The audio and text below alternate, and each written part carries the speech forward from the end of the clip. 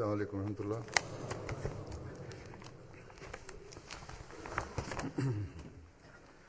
Ashhadu an la ilaha illallah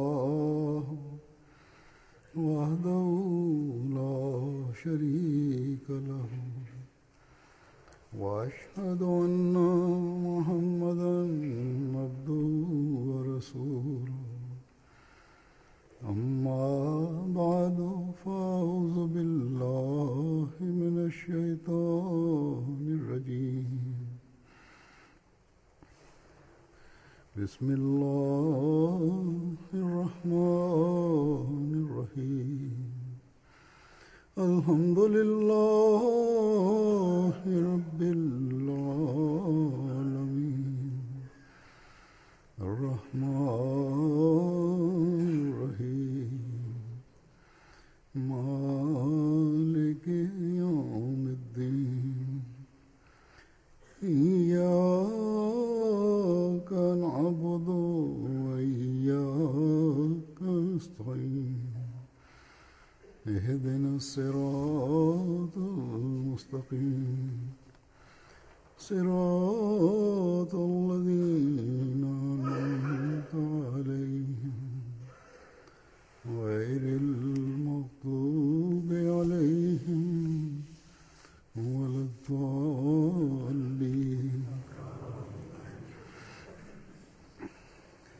ஹதரத் மஸீஹ் மவ்ஊத் அலைஹிஸ்ஸலாம் காலத்தில் ஒரு மாநாட்டில் ஒருவர் தமது சொற்பொழிவில் கூறினார், ஹதரத் அக்தஸ் அலைஹிஸ்ஸலாமுடைய இயக்கம் மற்றும் மற்ற முஸ்லிம்களுக்கும் இடையில் உள்ள வித்தியாசம் இத்துணை மட்டுமேயாகும்.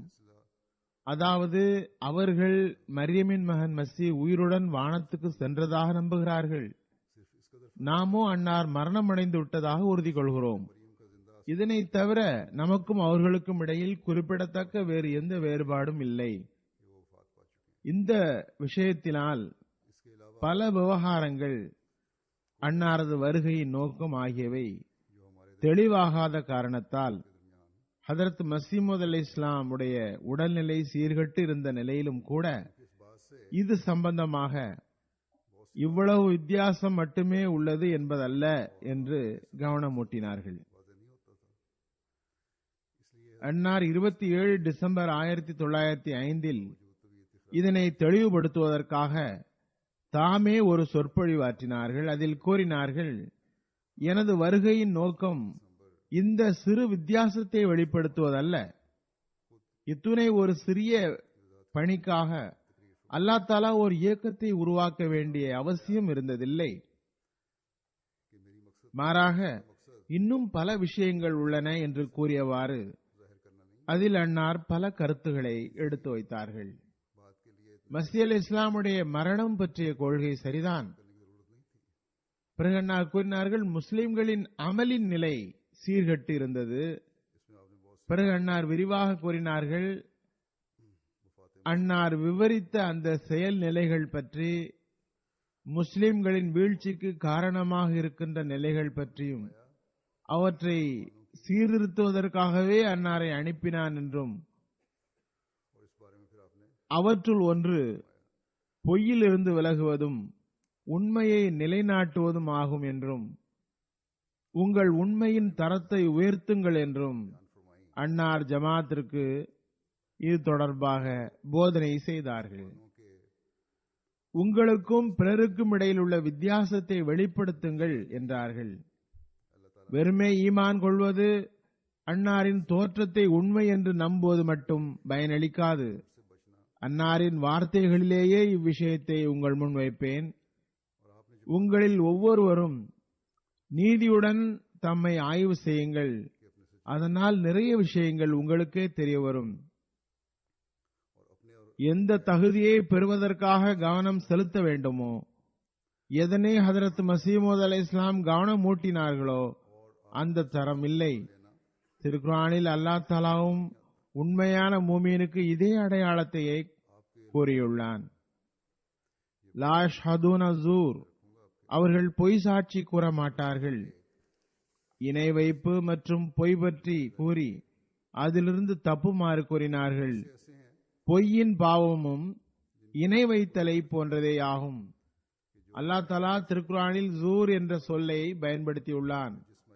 அதன் பொருள் பொய், தவறான விளக்கம், தவறான சாட்சியமளித்தல், இறைவனுக்கு இணை வைத்தல், பொய் சாதாரணமாக பேசப்படுகின்ற சபைகள், அதுபோன்று பாட்டு இசை கருவிகள் பயன்படுத்துதல், வீணான மற்றும் தவறான பேச்சுகள் உள்ள சபைகள், இவை அனைத்தையும் ஜூர் என்ற சொல் குறிக்கும். நம்பிக்கையாளர் மற்றும் இறை அடியார் என்பவர் பொய் கூற மாட்டார். வீணானவை நடக்கிற மற்றும் பொய் பேசுபவர்களின் சபைக்கு செல்ல மாட்டார்.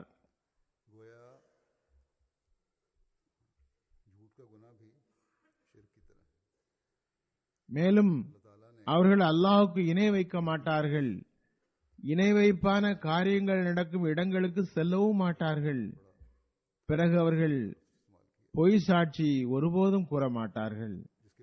ஆகவே நம்மில் ஒவ்வொருவரும் எந்த அளவுக்கு பொய்யிலிருந்து தப்ப வேண்டும் எனில் அது கொண்டு உண்மையான மூமினாக ஆக இயல வேண்டும். நான் ஹதரத் மஸீஹ் மவ்ஊத் அலைஹிஸ்ஸலாமுடைய சொற்பொழிவில் இருந்து பொய் சம்பந்தமாக அன்னார் கூறிய விஷயங்களை எடுத்து வைக்கின்றேன். அதனை கூர்ந்து கேளுங்கள். இன்று நம்மில் பலர், கணிசமானோர் இதனை பற்றி கவனம் செலுத்துவது அவசியமாகும். முஸ்லிம்கள் வழிகடவும் அவர்களின் பிரிவினைக்கும் காரணத்தை அன்னார் கூறுகிறார்கள். அன்னார் கூறினார்கள், முஸ்லிம்களின் உட்புறமான பிரிவினைக்கு காரணம் உலகப்பற்று ஆகும். அதில் உலகப்பற்று குறித்து கருத்து சொல்லப்படுகிறது. அன்னார் கூறுகிறார்கள், முஸ்லிம்களிடம் பிளவு ஏற்பட காரணம் உலகப்பற்றாகும். ஏனென்றால் அல்லாஹ்வுடைய திருப்தியே முதன்மை பெற்றிருக்கும் என்றால் இன்ன பிரிவின் கொள்கை நல்ல தெளிவாக உள்ளது என்று எளிதாக புரிந்து கொண்டு அதனை எல்லோரும் ஏற்றுக்கொண்டு ஒன்று திரண்டிருப்பர். இப்போதோ உலகப்பற்றின் காரணத்தினால் எத்தனை கெடுதி ஏற்படுகிறது. அவர்களின் அடி ஹதரத் நபி ஸல்லல்லாஹு அலைஹி வஸல்லமுடைய அடிச்சுவற்றில் இல்லாத நிலையில் அவர்களை முஸ்லிம்கள் என்று எவ்வாறு கூற முடியும்? கூறுகிறார்கள், அல்லாஹ் கூறுகின்றான், குல் இன் குன்தும் துஹிப்பூனல்லாஹ ஃபத்தபிஊனி யுஹிப்புக்குமுல்லாஹ். நீங்கள் அல்லாஹ் தஆலாவிடம் அன்பு செலுத்தினீர்கள் என்றால் என்னை பின்பற்றுங்கள், அல்லாஹ் தஆலா உங்களுடன் நட்பு செலுத்துவான். இந்த அல்லாஹ்வின் மீது பற்று கொள்வதற்கு பதில் ரசூலுல்லாஹி ஸல்லல்லாஹு அலைஹி வஸல்லம் அவர்களை பின்பற்றுவதற்கு பதில் உலக பற்றுக்கு முன்னுரிமை தரப்பட்டு விட்டது. கேள்வி எழுப்புகிறார்கள், இதுதான் ஹதரத் நபி ஸல்லல்லாஹு அலைஹி வஸல்லம் உடைய பின்பற்றுதலா? மார்க்கத்தை விட்டுவிட்டு உலகின் பக்கம் குனிவது? ஹதரத் நபி ஸல்லல்லாஹு அலைஹி வஸல்லம் என்ன உலகியல்வாதியாகவா இருந்தார்கள்? அன்னார் வட்டியா வாங்கினார்கள்? அல்லது கடமைகளை, இறை கட்டளையை நிறைவேற்றுவதில் அசட்டையா காட்டினார்கள்? அல்லாஹ் காப்பானாக. அவர்களின் பண்பில் இரட்டைத்தனம் இருந்ததா? உலகிற்கு மார்க்கத்தை விட முன்னுரிமை தந்தார்களா? சிந்தியுங்கள். ஹதரத் நபி ஸல்லல்லாஹு அலைஹி வஸல்லமுடைய அடிச்சுவற்றை பின்பற்றுவதுதான் பின்பற்றுதல் ஆகும். அன்னார் மார்க்கத்திற்கு தான் உலகை விட முன்னுரிமை வழங்கினார்களே ஒழிய உலகிற்கு மார்க்கத்தை விட முன்னுரிமை வழங்கியதில்லை. பிறகு இதனையும் பாருங்கள், இறைவன் என்னென்ன அருள் செய்கிறான். கூறுகிறார்கள், அன்னாரின் அடிச்சுவற்றை பின்பற்றுங்கள். பிறகு இறைவன் என்னென்ன அருள் செய்கிறான் என்று பாருங்கள். சஹாபாக்கள் அந்த நடத்தையே மேற்கொண்டார்கள். அதனால் அவர்களை அல்லாஹ் தஆலா எங்கிருந்து எங்கு கொண்டு சென்று விட்டான். அவர்கள் உலகை எட்டி உதைத்து விட்டார்கள். முற்றிலும் உலக பற்றை விட்டு தனித்து விட்டார்கள். தமது விருப்பங்களின் மீது ஒரு மரணத்தை ஏற்படுத்தி கொண்டார்கள். இப்போது நீங்கள் அந்நிலையை உங்களுடன் ஒப்பிட்டு பாருங்கள். நீங்கள் அன்னாரது அடிச்சுவட்டில் இருக்கிறீர்களா? அந்தோ பரிதாபம். இப்போது மக்கள் அல்லாஹ் அவர்களிடம் என்ன விரும்புகிறான் என்றே புரியவில்லை. ராசி குல்லி ஹத்தியா, இதுவே, அதாவது பொய்யே அனைத்து பாவங்களின் தலையானதாகும். கூறுகிறார்கள், ஒருவர் நீதிமன்றம் சென்று 2 அணாவுக்கு பொய் சாட்சி சொல்ல வெட்கப்படுவதில்லை. வழக்குரைஞர்கள் முழுக்க முழுக்க உண்மையான சாட்சிகளையே கொண்டு வருவதாக சத்தியமிட்டு கூற இயலுமா? ஹதரத் இரண்டாவது ஹலீஃபத்துல் மஸீஹ் அவர்கள் ஹதரத் மிர்சா சுல்தான் அஹமது சாபை சான்று காட்டி ஒரு சம்பவம் கூறுகிறார்கள். அன்னார் நீதிபதியாக இருந்தார்கள். கூறுகின்றார்கள், ஒரு முறை என்னிடம் ஒரு மனிதர் வந்தார். சுல்தான் அஹமது சாஹிபிடம் ஒரு மனிதர் வந்தார். அவரை எனக்கு தெரியும். சாட்சியாளர்களை எடுத்து வைக்கவிருந்தார். அப்போது அவர், எனக்கு அடுத்த தவணை தாருங்கள், எனது சாட்சியாளர் வரவில்லை என்றார். ஹதரத் மிர்சா சுல்தான் அஹமது சாப் அவரிடம் நகைச்சுவையாக கூறினார்கள், நான் உம்மை மிகவும் அறிவாளி என்று கருதினேன். நீர் பெரும் முட்டாளாக இருக்கிறீர். சாட்சியை எங்கிருந்து கொண்டு வருவீர்? வெளியே போய் ஒருவருக்கு 8 அணா கொடுத்தீர்கள் என்றால் உங்களுக்கு சாட்சி சொல்ல போகிறார்கள். உடனே அவர் வெளியே போனார். 2-3 பேரை அழைத்து வந்தார். ஹதரத் மிர்சா சுல்தான் அஹமது சாப் அந்த சாட்சியிடம் விசாரித்த போது, ஆம், நான் பார்த்தேன், இப்படி நடந்தது, அப்படி நடந்தது என்றார். ஹதரத் சுல்தான் அஹமது சாப் கூறுகிறார்கள், நான் உள்ளுக்குள்ளேயே சிரித்துக் கொண்டேன். ஏன், அவர் முன்னாலேயே சிரித்தேன். அந்த சாட்சியின் முன்னால் நான் சொன்னதை வைத்து வெளியில் போய் சாட்சியை கூட்டு வந்தீர். அவர்களும் என் முன்னாலேயே இத்துணை சுத்தமாக போய் கூறுகிறார்கள். இறைவன் மீது சத்தியமிட்டு குர்ஆனை கையில் வைத்துக் கொண்டு போய் சொல்கிறார்கள். அதற்கு பிறகு அவர்கள் சாட்சி கூறினர். நான் அவர்களிடம், உங்களுக்கு வெட்கமாக இல்லையா? திருக்குர்ஆனை கையில் வைத்துக் கொண்டு திருக்குர்ஆன் மேல் சாட்சி கூறுகிறீர்கள். எனக்கு முன்னாலேயே சாட்சி அழைத்து வந்தீர் என்று கேட்டேன். இதுவே சாட்சி சொல்பவர்களின் நிலை. இன்றளவும் இதுதான் நிலை. நமக்கு ஜமாத்திற்கு எதிரான வழக்குகளிலும் பெரும்பாலும் இதுதான் தென்படுகிறது. பெரும்பாலாருக்கு யாருடைய வழக்கில் தாம் சாட்சி கூறுகிறோம் என்று கூட தெரியவில்லை. எவ்வாறு இருப்பினும் அன்னார் கூறுகிறார்கள், இன்று உலகில் நிலைமை மிகவும் மோசமாகிவிட்டது. எந்த கோணத்தில் பார்த்தாலும் பொய் சாட்சியங்கள் உருவாக்கப்படுகின்றன. பொய்யான வழக்குகளை போடுவது ஒரு பொருட்டே அல்ல, பொய்யான சான்றிதழ்கள் கூட உருவாக்கப்படுகின்றன. எல்லா பேப்பர்களும் டாக்குமெண்டுகளும் பொய்யாகவே உருவாக்கப்படுகின்றன. அரசு அதிகாரிக்கு பணம் கொடுத்து பொய்யாக தயாரித்து விடுகின்றனர். ஒருவர் தன் தரப்பை கூறும் போதும் உண்மையான அம்சத்தை மறைத்தே கூறுகிறார்கள். அதாவது உண்மையை விட்டு விலகியே இருக்கிறார்கள். இக்காலத்தில் இந்நிலை முன்னரை விட அதிகமாகிவிட்டது. எவரும் இவ்விஷயத்தை அவசியமானது என்றே கருதவில்லை. இதுவா ஹதரத் நபிகள் நாயகம் ஸல்லல்லாஹு அலைஹி வஸல்லம் கொண்டு வந்த மார்க்கம்? இயக்கத்தின் தேவை குறித்து அன்னார் நல்லொழுக்கத்தை எடுத்து வைத்தவாறு கூறினார்கள். மசீஹ் வானத்திற்கு போகவில்லை, எவர் வர வேண்டுமோ அவர் வந்துவிட்டார் என்று கூறுவது மட்டும் போதுமா? இல்லை, நல்லொழுக்கத்தை நிலைநாட்ட வேண்டும். அதற்காகவே ஹதரத் மஸீஹ் மவ்ஊத் அலைஹிஸ்ஸலாம் அவர்களை அல்லாஹ் எழுப்பினான்.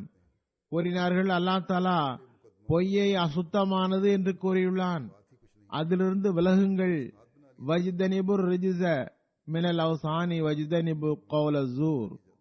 சிலை வணக்கத்துடன் பொய்யை சேர்த்துள்ளான். கூறுகிறார்கள், ஓர் அறிவற்ற மனிதன் அல்லாஹ் தஆலாவை விட்டுவிட்டு கல்லின் முன் தலையை குனிகிறான். அதுபோன்றே உண்மை மற்றும் நேர்வழியை விட்டுவிட்டு தனது நோக்கங்களுக்காக பொய்யை சிலையாக்குகிறான். இதனால் தான் அல்லாஹ் தஆலா அதனை சிலை வணக்கத்தோடு சேர்த்து கூறியுள்ளான். ஒரு சிலை வணங்கி சிலையிடம் ஈடேற்றத்தை வேண்டுவது போன்று பொய் சொல்பவரும் தன்புறமிருந்து ஒரு சிலையை உருவாக்குகிறார். சிலை மூலமாக தமது ஈடேற்றம் கிடைக்கும் என்று கருதுகிறார். எத்தகைய கேட்டில் மாட்டிருக்கிறீர்கள்! ஏன் சிலையை வணங்குகிறீர்கள்? அந்த அசுத்தத்தை விட்டுவிடுங்கள் என்று கூறினால் ஏன் விட வேண்டும் என்று கேட்கின்றனர். அது இல்லாமல் வாழ்வை கழிக்க இயலாது என்கின்றார்கள். இதனை விட பெரிய பேரிழப்பு வேறு என்ன இருக்க முடியும்? பொய்யையே தமது ஆதாரமாக கருதுகின்றார்கள். ஆனால் நான் உங்களுக்கு உறுதியளிக்கிறேன், கடைசியில் உண்மையே ஜெயிக்கும், வெற்றி அதற்கே. பிறகு ஹதரத் மஸீஹ் மவ்ஊத் அலைஹிஸ்ஸலாம் தமது ஒரு சம்பவத்தை கூறுகிறார்கள். 27-28 வருடங்களுக்கு முன்னர் இருக்கும், அல்லது அதனை விட அதிகமாக இருக்கலாம். இந்த எளியவன் இஸ்லாத்துக்கு ஆதரவாக ஆரியர்களுக்கு எதிராக ஒரு கிறிஸ்தவருக்கு, அதாவது அவரது பெயர் ராலியா ராம், அவர் வக்கீலாகவும் இருந்தார், அம்ரிட்சரில் வசித்து வந்தார். அவரிடமிருந்து ஒரு பத்திரிகையும் வெளிவந்தது. அவருக்கு ஒரு கட்டுரையை பாக்கெட் வடிவத்தில் அச்சிடுவதற்காக அனுப்பினேன். அதன் இருபுறமும் திறந்திருந்தது. இந்த சம்பவத்தை நாம் பலர் கேட்டிருப்போம், பேசவும் செய்கிறோம். ஆனால் பேச மட்டுமே செய்கிறோம், செயல்படுத்தி காட்டுவதில்லை. கூறுகிறார்கள், அந்த பாக்கெட்டில் ஒரு கடிதமும் வைத்தேன். அந்த கடிதத்தில் இஸ்லாத்திற்கு ஆதரவாகவும் பிற மதங்களின் தவறுகளை சுட்டிக்காட்டியும் கூறப்பட்டிருந்தது. மேலும் இதனை அச்சிடுமாறு வேண்டுகோளும் இருந்தது. எனவே அந்த கிறிஸ்தவர் மார்க்க பகைமையின் காரணத்தால் கோபமுற்றார். எனவே தற்செயலாக அவருக்கு பகைமையுடன் தாக்குதல் தொடுக்க வாய்ப்பு கிடைத்துவிட்டது. பாக்கெட்டில் ஒரு தனி கடிதம் வைப்பது சட்டப்படி குற்றமாகும். இந்த எளியவனுக்கு அது பற்றி சிறிதும் தெரியாதிருந்தது. அத்தகைய குற்றத்திற்கு தபால் துறை சட்டப்படி 500 ரூபாய் அபராதம் அல்லது 6 மாத சிறை தண்டனை உண்டு.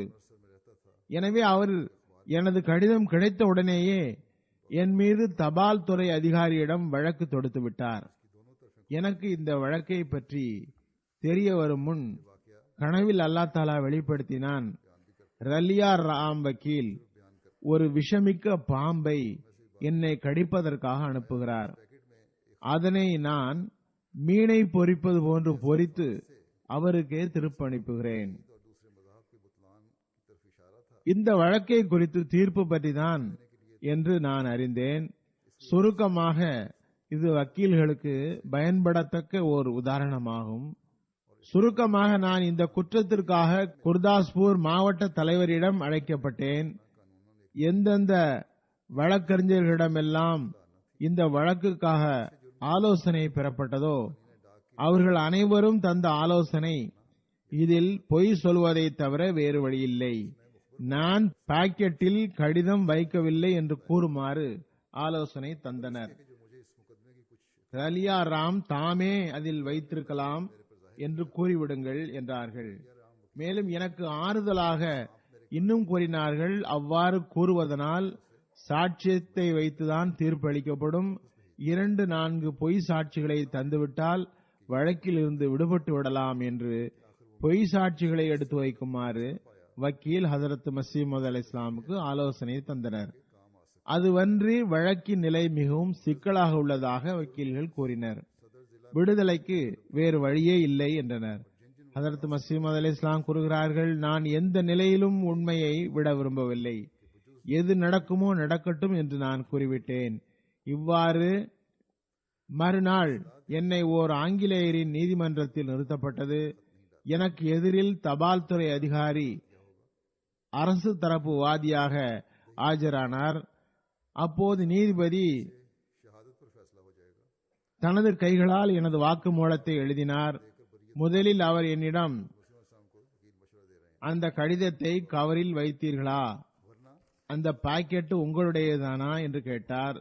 நான் சிறிதும் தயங்காமல், இது எனது கடிதம்தான், இந்த பாக்கெட்டும் என்னுடையதுதான் என்றேன். நான் தான் அக்கடிதத்தை பாக்கெட்டுக்குள் வைத்து அனுப்பினேன். ஆனால் நான் அரசுக்கு நஷ்டம் விளைவிக்க, பண நஷ்டம் ஏற்படுத்த இவ்வேளை செய்யவில்லை. மாறாக நான் இந்த கடிதத்தை அந்த கட்டுரையை விட்டு தனிப்பட்ட ஒன்று என்று கருதவில்லை. அதில் எந்த தீய விஷயமும் இருக்கவில்லை. இதனை கேட்ட உடனேயே இறைவன் அந்த ஆங்கிலேயரின் உள்ளத்தை என் பக்கம் திருப்பினான். எனக்கு எதிராக தபால் துறை அதிகாரி மிகவும் கூச்சலிட்டார். நீண்ட ஒரு சொற்பொழிவை ஆங்கிலத்தில் ஆற்றினார். எனக்கு அது புரியவில்லை. இத்துணை மட்டுமே புரிந்தேன். அவர் ஒவ்வொரு விஷயத்தையும் சொல்லி முடிக்கும் போதும் ஆங்கிலத்தில் அந்த நீதிபதி நோ நோ என்று கூறி அவரது எல்லா கருத்துகளையும் மறுத்துக் கொண்டே இருந்தார். இறுதியாக வாதியான அந்த அதிகாரி தமது எல்லா காரணங்களையும் எடுத்து வைத்து விட்டார். தனது எல்லா புகார்களையும் கூறி முடித்தார். நீதிபதி தனது தீர்ப்பை எழுதுவதில் கவனம் செலுத்தினார். ஓரிரண்டு வரிகளை எழுதிவிட்டு என்னிடம் உங்களை இந்த வழக்கிலிருந்து விடுவிக்கிறேன் என்றார். இதனை கேட்டுவிட்டு நான் நீதிமன்ற அறையில் இருந்து வெளியே வந்து எனது உண்மையான பேருபகாரிக்கு நன்றி செலுத்தினேன். அவனே ஒரு ஆங்கில அதிகாரிக்கு எதிரில் எனக்கு வெற்றியை வழங்கினான். அப்போது உண்மையின் பர்க்கத்தினால் இறைவன் இந்த துன்பத்திலிருந்து எனக்கு விடுதலை அளித்தான்.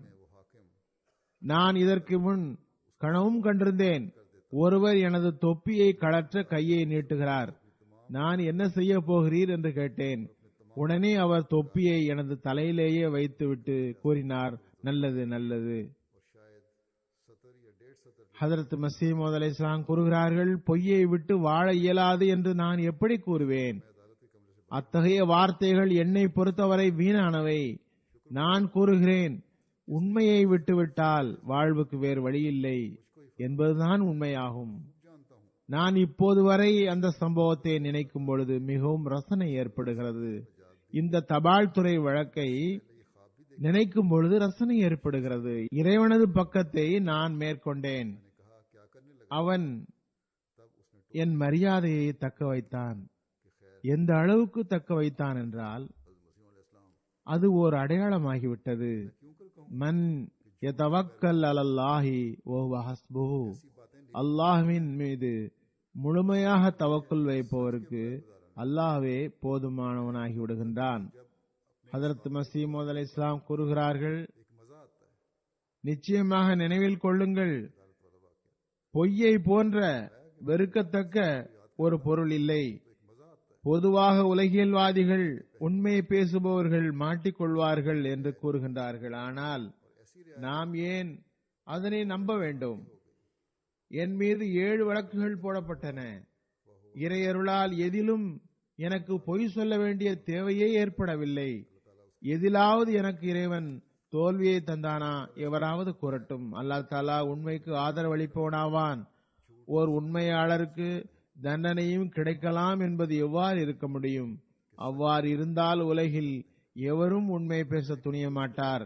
இறைவன் மீது நம்பிக்கையே போய்விடும். நம்பிக்கையாளர் சடுதியில் இறந்து விடுவார்கள். பின்னர் அன்னார் கூறுகிறார்கள், அசல் விஷயமாவது உண்மை கூறுவதனால் தண்டனையை பெறுகின்றார்கள் என்றால் அது உண்மையின் காரணத்தால் அல்ல. ஒருவர் ஒரு வழக்கில் உண்மை சொன்னதற்காக தண்டனை கிடைத்தால் அவர் உண்மை பேசியதால் தண்டனை கிடைத்தது, பொய் சொல்லியிருந்தால் தண்டனை கிடைத்திருக்காது என்பதன்று. கூறுகிறார்கள், அம்மனிதரது மறைவிலும் மறைவான ஒரு தீமைக்காக தண்டனை கிடைத்துள்ளது.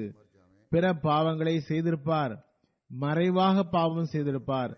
சில வேளையில் அதற்கு தண்டனை கிடைக்கிறது, அல்லது வேறு பொய்யுக்காக கிடைக்கிறது. அல்லாஹ்விடம் அவர்களது தீமை மற்றும் விஷமத்தின் பட்டியலே இருக்கிறது. அவரது பல தவறுகள் இருக்கின்றன. ஏதாவது ஒன்றுக்காக தண்டனை பெறுகின்றனர். இதனை விளக்கியவாறு கூறுகிறார்கள், இவ்வாறு சில வேளைகளில் உலகிலும் பார்க்கிறோம். ஒரு சிறு விஷயத்திற்காக தண்டனை கிடைக்கிறது. அன்னார் ஒரு சம்பவம் கூறுகிறார்கள், எனது ஒரு ஆசிரியர் கோல்டவி ஷா பட்டாலாவை சார்ந்தவர் சேர் சிங் உடைய மகனாகிய பிரதாப் சிங்குக்கும் பாடம் சொல்லித் தந்தார். அவர் கூறினார், ஒருமுறை சேர் சிங் தனது சமையலறை உப்பும் காரமும் அதிகமாக இட்டதற்காக நன்றாக அடித்து விட்டார். அவர் மிகவும் எளிய இயல்புள்ள ஆசிரியராக கோல்டவி ஷா சாஹிப் இருந்தார். அன்னார் சேர் சிங்கிடம் கூறினார்கள், பெரும் அநீதி இழைக்கிறாய். பாவம், உப்பைத்தான் சற்று அதிகமாக போட்டுவிட்டார். அதற்கு சேர் சிங் கூறினார், ஐயா, உங்களுக்கு தெரியுமா, இவன் எனது 100 ஆட்டை தின்றுவிட்டான். இவ்வாறு மனிதனுக்கு பல பாவங்கள் மறைவாக இருக்கின்றன. ஏதாவது ஒரு சமயத்தில் அதற்காக பிடிக்கப்பட்டு தண்டனையும் பெற்று விடுகின்றனர். கூறுகிறார்கள், ஒரு மனிதர் உண்மையை கடைபிடிப்பார் என்றால் அவர் இழிவடைவது ஒருபோதும் நடக்காது. காரணம், அவர் இறைவனது பாதுகாப்பில் இருக்கின்றார். இறைவனது பாதுகாப்பு போன்று எந்த பாதுகாப்பான கோட்டையும் அடைக்கலமும் இல்லை. அல்லாஹ்வின் கோட்டையை போன்று வேறு எந்த கோட்டையும் பாதுகாப்பு தராது. ஒருவருக்கு தாகம் எடுக்கிறது, ஒரு சொட்டு நீர் அருந்துவதால் தாகம் தீரும் என்றோ, கடும் பசியின் வேளையில் ஒரே ஒரு தானியத்தை சாப்பிடுவதனால் பசி தீரும் என்றோ எவராவது கூற முடியுமா? முற்றிலும் இல்லை. எதுவரை முழுமையாக தண்ணீர் அருந்தவில்லையோ, உணவு உண்ணவில்லையோ, அதுவரை ஆறுதல் ஏற்படாது. அதுபோன்று செயல்களில் முழுமை ஏற்படாமல் நல்ல விளைவுகள் உருவாகாது. குறைபட்ட செயல்கள் அல்லாஹ்வை திருப்திப்படுத்த இயலாது, அல்லது அது பரக்கத்திற்கு உரியதாகவும் இருக்காது. அல்லாஹ்வுடைய வாக்குறுதி இதுவாகும்: எனது திருப்திக்கு ஏற்ப அமல் செய்யுங்கள், பிறகு நான் பரக்கத்தை தருவேன். பிறகு கூறுகிறார்கள், சுருக்கமாக இவ்விஷயங்களை உலகியல்வாதிகளே உருவாக்கி வைத்திருக்கிறார்கள். பொய் மற்றும் தந்திரம் இல்லாமல் வாழ்வு இல்லை என்று. ஒருவர் கூறுகிறார், ஒரு வழக்கில் ஒருவர் உண்மையை கூறினால் அதனால் 4 வருடம் சிறை தண்டனை வந்துவிட்டது என்று. ஒருவர் கூறுகிறார், ஒரு வழக்கில் ஒருவர் உண்மையை கூறினார், அதனால் அவருக்கு 4 வருடம் சிறை தண்டனை வந்துவிட்டது என்று. இதெல்லாம் அவர்கள் சுயமாக கற்பனை செய்பவைகளாகும் என்று கூறுவேன். இறை ஞானம் இல்லாததால் இவை உருவாகின்றன. கூறுகிறார்கள், முழுமையை பெற விரும்பினால் பெறு, அதன் மூலம் உலகின் அன்பை பெறுவாய். நமது பலகீனங்கள் தான் பொய் சொல்ல வைக்கின்றன. நன்மையின் மீது முன்னேறுவதன் பக்கம் மனிதன் கவனம் செலுத்தினால் அல்லாஹின் மீது தவக்குள் இருக்கும் என்றால் அது போன்ற தண்டனைகள் கிடைக்காது. நமது பலகீனங்கள் மற்றும் குறைகளின் விளைவால் தண்டனை கிடைக்கின்றன. ஒரு மனிதர் முரடான ஒரு துணியில் ஒரு சில கிழிசல்களை தைப்பதால் தையல்காரர் ஆகிவிட மாட்டார். அவருக்கு நல்ல தைக்க தெரியும் என்று எவரும் கூற மாட்டார்கள். மிக உயரிய தரம் வாய்ந்த பட்டு துணியை கூட தைப்பார் என்பதும் உறுதியாக கூற முடியாது. அத்தகைய துணியை தந்தால் அவர் அதனை வீணாக்கிவிடவும் செய்வார். கூறினார்கள், எனவே அசுத்தம் கலந்த நன்மை நன்மை அல்ல. அல்லாஹ்விடம் அதற்கு எந்த கண்ணியமும் இல்லை. ஆனால் மக்கள் அதன் மீது பெருமிதம் கொள்கின்றார்கள். அதனை வைத்துக் கொண்டு ஈடேற்றத்தை விரும்புகின்றார்கள். ஆனால் மாசற்ற தூய்மை இருந்தால் அல்லாஹ் தாலா அணுவளவு நன்மையை கூட வீணாக்க மாட்டான். அவன் தானே கூறுகின்றான், மையாமல் மிஸ்கால ஜர்ரத்தின் ஹைரன் யரா. ஒருவர் அணுவளவு நன்மை செய்திருந்தாலும் அதன் விளைவை பார்ப்பார். கூறுகிறார்கள், ஒருவரிடம் அணுவளவு நன்மை இருந்தாலும் அதன் கூலியை பெறுவார். பிறகு இவ்வளவு நன்மை செய்தும் அதற்கு பலன் கிடைக்காமல் போக என்ன காரணம்? காரணம் இதுதான், அவரிடம் கலப்பற்ற தூய்மை இல்லை. நற்செயலுக்கு கலப்பற்ற தூய்மை நிபந்தனையாகும். முஹ்லிசீன் அல்லஹுத்தீன் என்று அவன் கூறியிருப்பது போன்று அப்தால்களுக்கு அந்த கலப்பற்ற தூய்மை கிடைக்கிறது.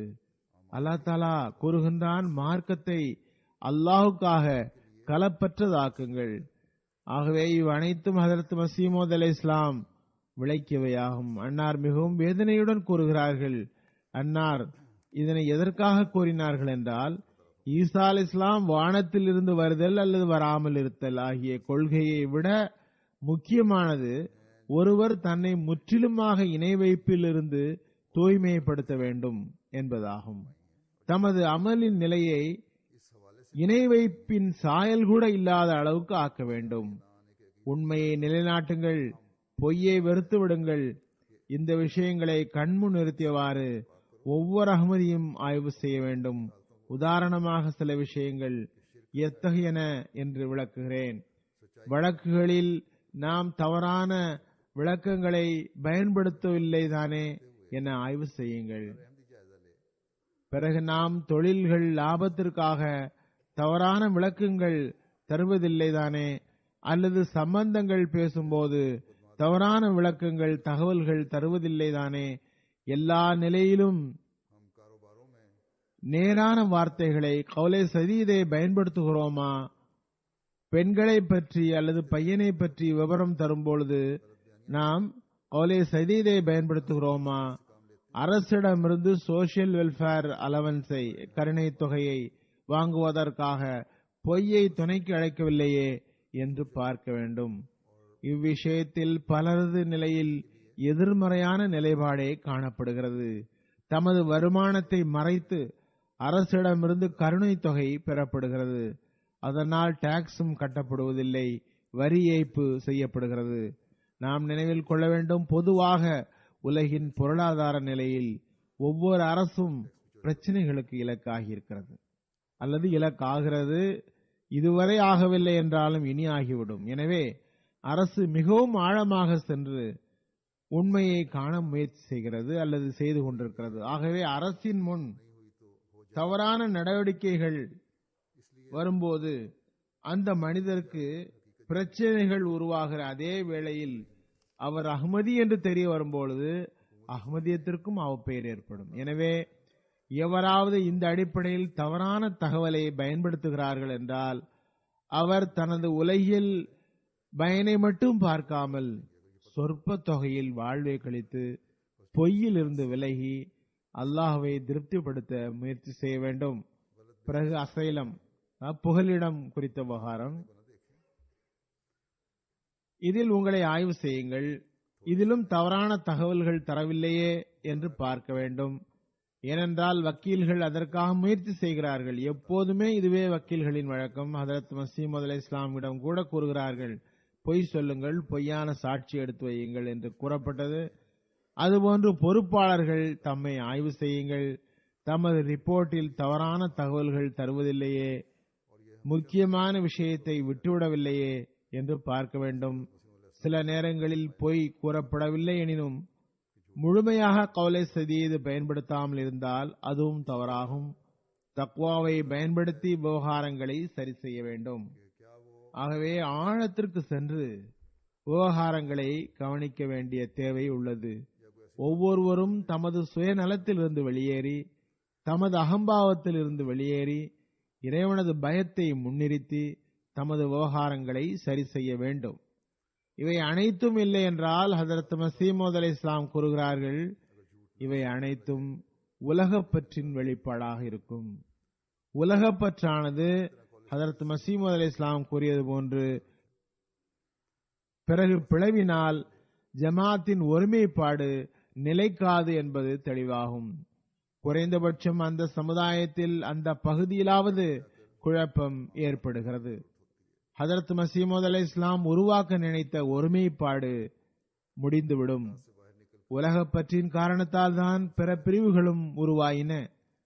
அதுபோன்று இங்கும் பிரிவுகள் உருவாகிவிடும். ஒரு தீமையிலிருந்து பல தீமைகள் உருவாகின்றன. ஹதரத் மஸீஹ் மவ்ஊத் இஸ்லாம் கூறியது போன்று தீமைகள் பிள்ளைகளை தந்து கொண்டே செல்லும். ஆகவே அஹ்மதியாக இருந்து கொண்டு நமது பொறுப்புகள் வளருகின்றன, அதனை கண் முன்னிறுத்த வேண்டும். உண்மையான அஹ்மதி ஹதரத் ரசூலே கரீம் ஸல்லல்லாஹு அலைஹி வஸல்லம் இறைவனது வழிகாட்டல் படி நடக்க முயற்சிப்பவராவார். ஹதரத் மஸீஹ் மவ்ஊத் இஸ்லாம் ஓரிடத்தில் கூறுகிறார்கள், இதே கருத்தின் தொடர்ச்சியாக முன்னர் நான் கூறினேன். நன்றாக நினைவில் கொள்ளுங்கள், எவர் இறைவனுக்காக ஆகிவிட்டாரோ அவருக்காக இறைவன் ஆகிவிடுகிறான். இறைவன் யாரிடமும் ஏமாற மாட்டான். காட்டுதல் தந்திரம் மூலமாக எவராவது இறைவனை ஏமாற்ற நினைத்தால் அவர் முட்டாளும் அறியாதவரும் ஆவார். அவர் தான் ஏமாறுவார். உலகத்தின் அழகு, உலகத்தின் நேசம் ஆகியவை எல்லா தீமைகளின் வேராகும். உலகின் அழகு, உலகின் பற்று தீமைகளின் வேராகும். அதனால் குருடாகி மனிதன் மனித தன்மையிலிருந்து வெளியேறிவிடுகிறான். தான் செய்கிறான் என்ற உணர்வதில்லை, தான் செய்திருக்க வேண்டும் என்பதையும் உணர்வதில்லை. ஓர் அறிவுள்ள மனிதர் எவரிடமும் ஏமாற மாட்டான் எனில் இறைவன் எப்படி ஏமாறுவான்? ஆனால் அத்தகைய கெட்ட செயலின் வேர் உலக பற்றாகும். எல்லாவற்றிலும் பெரிய பாவமாக தற்போது முஸ்லிம்களை அழித்துக் கொண்டிருப்பதும் பீடித்துக் கொண்டிருப்பதும் இந்த உலக பற்றேயாகும். தூங்கியும் விழித்தும் எழுந்தும் உட்கார்ந்தும் ஓடியும் ஆடியும் எப்போதும் இதே கவலையில் மூழ்கி இருக்கின்றான். மண்ணறையில் தாம் வைக்கப்படுவோம் என்ற எண்ணம் கூட இல்லை. அத்தகையோர் அல்லாஹுக்கு பயந்தால், மார்க்கத்திற்காக கவலை சஞ்சலம் அடைந்தால் நிறைய பலன் பெற்றிருப்பர் கூறுகிறார்கள். சாதி கூறுகிறார், அதாவது சாதி என்ற கவிஞர் கூறுகிறார், அந்தோ அமைச்சர்கள் இறைவனுக்கு பயந்தால் எவ்வளவு நன்றாக இருக்கும். பணியாளர்கள் தமது சிறு பணிக்காக எத்துணை சுறுசுறுப்புடன் இருக்கின்றார்கள். ஆனால் தொழுகை வேளை வந்தால் சிறிது குளிர்ந்த நீரை தெளித்து விடுகிறார்கள். அத்தகைய காரியங்கள் ஏன் நடக்கின்றன? காரணம், அல்லாஹ்வின் மகத்துவம் உள்ளத்தில் இல்லை. இறைவனது மகத்துவம் சிறிதாவது இருந்தால், மரணத்தின் மீது உறுதி இருந்தால் எல்லா சோம்பலும் அசட்டையும் போய்விடும். எனவே இறைவனது மகத்துவத்தை உள்ளத்தில் கொள்ள வேண்டும். அவனுக்கு எப்போதும் பயப்பட வேண்டும். அவனது பிடி ஆபத்தானது. அவன் திரையிடுகின்றான், மன்னிக்கிறான். ஆனால் எவரையாவது பிடித்தால் கடுமையாக பிடிக்கிறான். எந்த அளவுக்கு என்றால், லா யஹாஃபு குபாஹா, அவர்களின் பின் சந்ததிகளின் நிலை என்னாகும் என்று கூட சிறிதும் பொருட்படுத்த மாட்டான். இதற்கு எதிரில் இறைவனுக்கு பயப்படக்கூடியவர்கள், அவனது மார்க்கத்துக்கு உள்ளத்தில் இடமளிப்பவர்கள் ஆகியோருக்கு அல்லாஹ் தஆலா கண்ணியம் அளிக்கின்றான். அவர்களுக்காக அவனே பொறுப்பேற்கிறான். ஹதீஸில் வருகிறது, மன் கான லில்லாஹி கானல்லாஹு லஹு, எவர் அல்லாஹுக்காக ஆகிவிட்டாரோ அவருக்காக அல்லாஹ் ஆகிவிடுகிறான். ஆனால் பரிதாபம், இம்மக்கள் கவனம் செலுத்துகின்றனர், இறைவனிடம் வர விரும்புகின்றனர். அவர்களுள் பெரும்பாலார் சடுதியில் இது நடந்துவிட வேண்டும் என்று விரும்புகிறார்கள். மார்க்க பணிகளில் எவ்வளவு பொறுமையும் தைரியமும் வேண்டும் என்று அவர்கள் அறிவதில்லை. ஆச்சரியம் என்னவென்றால், உலகிற்காக அவர்கள் இரவும் பகலும் உழைத்து அதனை பயனை பெறுவதற்கு வருடம் முழுவதும் எதிர்பார்த்திருக்கின்றார்கள். ஆனால் மார்க்கம் என்று வந்துவிட்டால் ஒரே ஓர் ஊது ஊதி இறைநேசராக்கி விடுங்கள் என்கிறார்கள். முதல் நாளிலேயே அர்ஷை அடைந்து விட வேண்டும் என்று நினைக்கின்றார்கள். ஆனால் இந்த வழியில் எந்த ஒரு உழைப்பையும் சிரமத்தையும் மேற்கொள்ளவில்லை, எந்த சோதனையின் கீழும் வரவில்லை கூறுகிறார்கள். நன்றாக நினைவில் கொள்ளுங்கள், அல்லாஹ் தஆலாவிடம் அத்தகைய எந்த சட்டமும் இல்லை. எந்த ஒரு முன்னேற்றமும் படிப்படியாகவே ஏற்படுகிறது. இறைவன் வெறுமே நாம் முஸ்லிம்கள் அல்லது மோமீன்கள் என்று கூறுவதனால் மகிழ்ச்சி அடைவதில்லை. இந்த வகையில் அவன் கூறுகிறான், அஹசிபன் நாசு அன் யுத்ரகு அன் யகூலு ஆமன்னா லா யுஃப்தனூன், நாங்கள் ஈமான் கொண்டோம் என்று அவர்கள் கூறுவதனால் மட்டுமே சோதிக்கப்படாமல் விட்டுவிடப்படுவோம் என்று எண்ணிக்கொண்டு உட்கார்ந்திருக்கிறார்களா? இக்காரியம் அல்லாஹ்வின் நடைமுறைக்கு மாற்றமானது. ஒரே ஓர் ஊது ஊதி அல்லாஹ்வின் நேசராக ஆக்கப்படுவது அல்லாஹ்வின் நடைமுறைக்கு மாற்றமானது. இதுவே சுன்னத்தாக இருக்கும் என்றால் ஹஜரத் நபிகள் நாயகம் ஸல்லல்லாஹு அலைஹி வஸல்லம் அவ்வாறே செய்திருப்பார்கள். பிறகு அன்னாரது இன்னுயிர் இந்த சஹாபாக்களும் ஓர் ஊது ஊதி இறை நேசர்களை உருவாக்கியிருப்பார்கள். அவர்களை பரீட்சை செய்யப்பட்டு தலையை வெட்ட வைத்திருக்க மாட்டார்கள். இறைவனும் அவர்களை பார்த்து இவ்வாறு கூறியிருக்க மாட்டான், மின்ஹும் மன் கதா நஹபஹு வ மின்ஹும் மன் யன்ததிர் வமா பத்தலு தப்தீலா, அவர்களுள் சிலர் தமது விருப்பத்தை எய்திவிட்டனர், அவர்களுள் சிலர் எதிர்பார்த்து கொண்டிருக்கின்றனர். அன்னார் கூறுகிறார்கள், சிக்கல்களும் பிரச்சனைகளும் இன்றி உலகம் கிடைக்காது என்றால் பிறகு வியப்புக்குரிய முட்டாள் மனிதன் மார்க்கத்தை மட்டும் பாலில்லாத பால்கோவா என்று கருதுகிறான். மார்க்கம் என்பது எளிமையானது என்பது உண்மைதான். ஆனால் ஒவ்வொரு நியாமத்தும் உழைப்பை விரும்புகிறது. அதே வேளையில் இஸ்லாம் அத்தகைய சிரமத்தை வைக்கவில்லை. இந்துக்களை பாருங்கள், யோகிகளும் சன்னியாசிகளும் என்னவெல்லாம் செய்ய வேண்டியிருக்கிறது. சில நேரங்களில் அவர்களின் இடுப்பே ஒடிக்கப்படுகிறது. சிலர் நகத்தை வளர்க்கிறார்கள். அதுபோன்று கிறிஸ்தவர்களில் துறவரம் உள்ளது. இஸ்லாம் இந்த விவகாரங்களை எல்லாம் வைக்கவில்லை. அது இந்த போதனை தான் செய்கிறது. கதாஃபலஹ மன் ஸக்காஹா, எவர் தன்னை தூய்மைப்படுத்திக் கொண்டாரோ அவர் வெற்றி பெற்று விட்டார். அதாவது எல்லா வகை புதியவை, பாபம், கட்டுப்படாமை, மன எழுச்சிகள் அனைத்தையும் விட்டு இறைவனுக்காக தனித்து விட்டவர். மன ரசனைகளை விட்டுவிட்டு இறைவழியில் சிரமங்களுக்கு முன்னுரிமை தந்தவர் உண்மையில் ஈடேற்றம் பெற்றவராவார். எவர் இறைவனுக்கு முன்னுரிமை வழங்குவாரோ அவர் உலகம் மற்றும் அதன் பகட்டை விட்டுவிடுகிறார். அல்லாஹ் நமக்குள் செயல் ரீதியான மாற்றங்களை உருவாக்கச் செய்வானாக. உண்மையின் தரத்தின் முக்கியத்துவத்தை புரியச் செய்வானாக. மார்க்கத்திற்கு உலகின் மீது முன்னுரிமை தருபவர் ஆக்குவானாக. ஹதரத் மஸீமூத் அலைஹிஸ்ஸலாமுடைய பையத்தின் கீழ் வந்து நமது வாயளவில் அன்றி மாறாகவே உண்மையாகவே அன்னாரின் தோற்றத்தின் நோக்கத்தை புரிபவர்களாகவும் அதனை நிறைவேற்றுபவர்களாகவும் ஆக்குவானாக. ஹதரத் நபிகள் நாயகம் ஸல்லல்லாஹு அலைஹி வஸல்லமுடைய அழகிய முன்மாதிரிப்படி நடக்க முழுமையாக முயல்பவர்கள் ஆக்குவானாக. அல்லாஹ்வின் திருப்திக்கு எல்லாவற்றின் மீது முதன்மை தந்து அதனை பெற முயற்சி செய்பவர்களாவோமாக. அல்லாஹ் அதற்கு வாய்ப்பு தருவானாக. தொழுகைக்கு பிறகு நான் ஒரு காயிப் ஜனாசா தொழுவிப்பேன். அது கண்ணியத்திற்குரிய காயும் தூரை சாஹிப் ஐவரி கோஸ்டின் முபல்லிக் ஆவார்.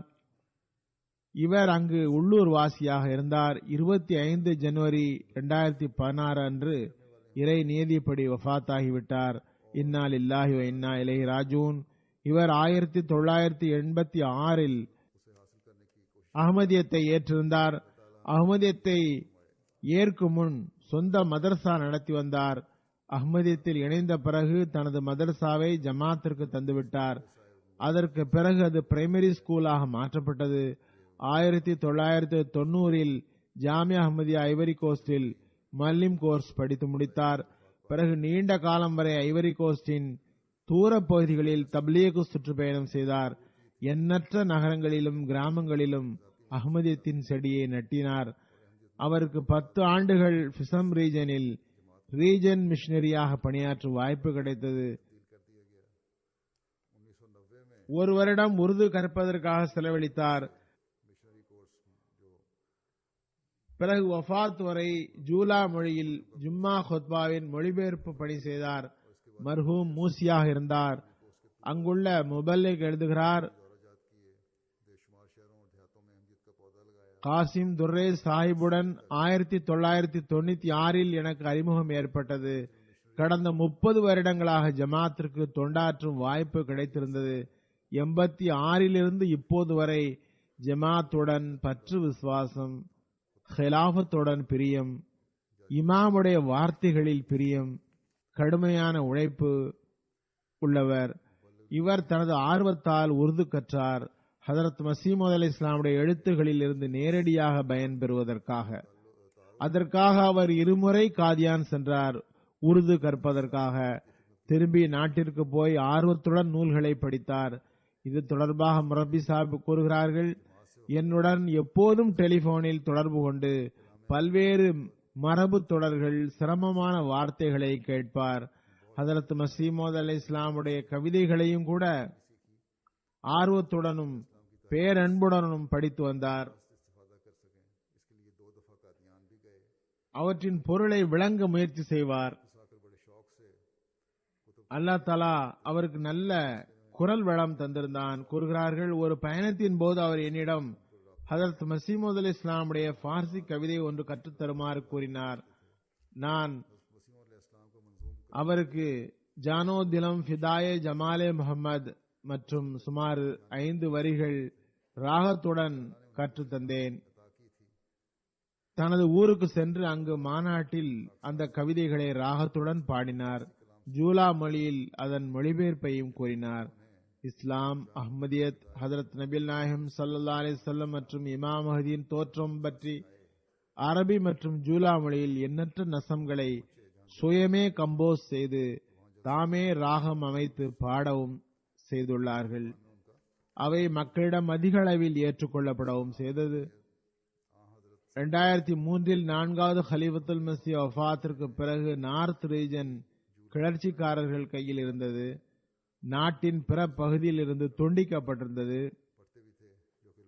ஜமாத்தின் எதிரிகள் இவர்களது ஹலீஃபா வஃபாத்தாகிவிட்டார், அவருடன் ஜமாத்து முடிந்துவிட்டது என்று துர்பிரச்சாரம் தொடங்கினர்.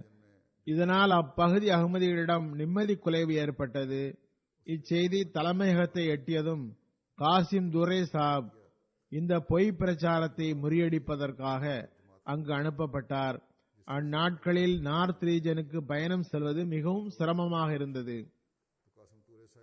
காசிம் சாஹிப் பஸ்ஸிலும், டிராக்டரிலும், மோட்டார் சைக்கிளிலும், கழுதை வண்டியிலும் நடந்தும் காடுகளை கடந்து அங்கு ஜமாத்துகளை அடைந்தார். மீண்டும் அப்பகுதிகளில் தப்லீக் செய்தார். கிலாபத் அமைப்பு அல்லாஹ்வின் அருளால் நிலை பெற்றுள்ளது என்று கூறினார். இவ்வாறு அங்கு அஹ்மதிகளின் மன உறுதியும் உயர்ந்தது. இதன் விளைவாக பல ஜமாத்துகளில் புதிய ரூஹ் உருவாகியது. இவ்வாறு அந்த பொய் பிரச்சாரத்தை முறியடிக்கும் தௌஃபீக் அவருக்கு கிடைத்தது. தப்லீகிற்காக அவர் 1 மாதம் வரை தொடர்ந்து பயணம் செய்தார். நிறைய உழைத்தார். அல்லாஹ் தஆலா மர்ஹூமின் தகுதியை உயர்த்துவானாக. அவரது சந்ததிகளையும் ஜமாத்துடன் பற்று விசுவாச தொடர்பு வைக்க செய்வானாக.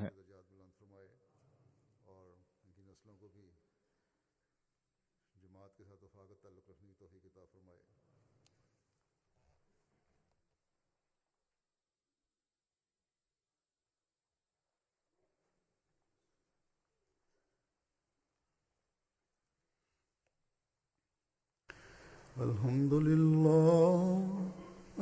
لله نحمده ونستعينه ونستغفره ونؤمن به ونتوكل عليه ونعوذ بالله من شرور أنفسنا ومن سيئات أعمالنا من يهده الله فلا مضل له ومن يضلله فلا هادي له ونشهد أن لا إله إلا الله ونشهد أن محمدا عبده ورسوله